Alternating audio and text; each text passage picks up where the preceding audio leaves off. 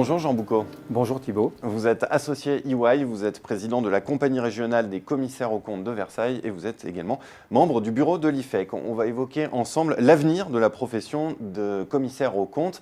C'est aujourd'hui d'autant plus important que, si je ne me trompe pas, la profession traverse aujourd'hui une zone d'inquiétude, n'est-ce pas ?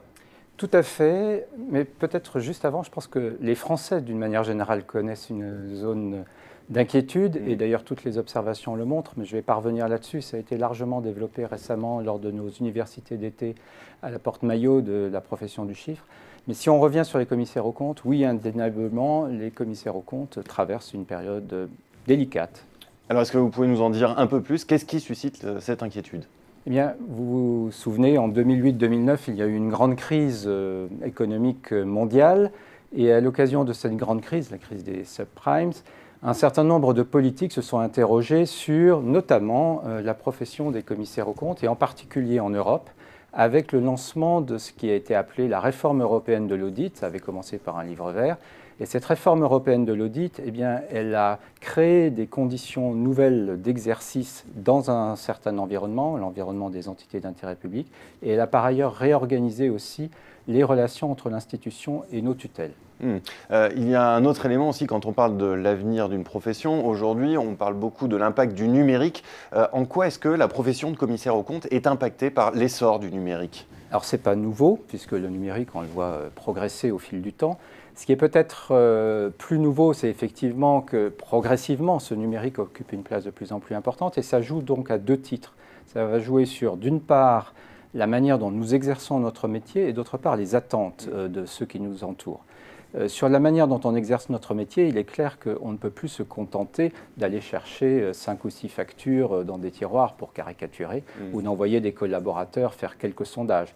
On est obligé de tenir compte du fait qu'on a à notre disposition une grosse masse de données, qu'il faut d'abord cibler quelle est la masse de données qu'on va exploiter, comment on va l'exploiter, avec qui on va l'exploiter. Et puis sur la partie attente, eh bien effectivement, on attend de nous un regard critique sur l'ensemble de ces données, donc une capacité de recul et de jugement probablement plus grande qu'avant. Alors, dernière question, face à ces inquiétudes, comment est-ce qu'on fait pour rassurer les commissaires aux comptes ? Qu'est-ce qu'il faut leur dire ? Je pense qu'il y a avoir confiance. Enfin, je crois qu'on dit toujours que le commissaire aux comptes est un tiers de confiance. Ça a été rappelé par le garde des Sceaux lors du 80e anniversaire de notre profession mardi dernier. Mais qui dit tiers de confiance dit avoir confiance en soi. Donc avoir confiance en soi, c'est avoir confiance dans nos atouts. Nos atouts, c'est notre déontologie, en premier lieu, avec le code d'éthique et le code de déontologie. C'est les moyens techniques et humains dont nous disposons. C'est notre capacité à nous adapter à notre environnement. Je l'ai couvert rapidement à travers le numérique. Et puis, avoir confiance, c'est aussi avoir confiance dans des perspectives d'avenir.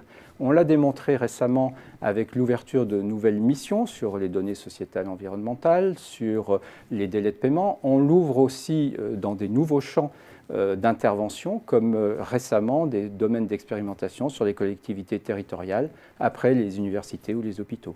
Donc il y a des raisons d'espoir et c'est ça qu'il faut qu'on montre à tout le monde. Voilà, donc regardez plutôt les opportunités davantage que les menaces. Merci beaucoup Jean Boucaud pour cet éclairage. Merci Thibault.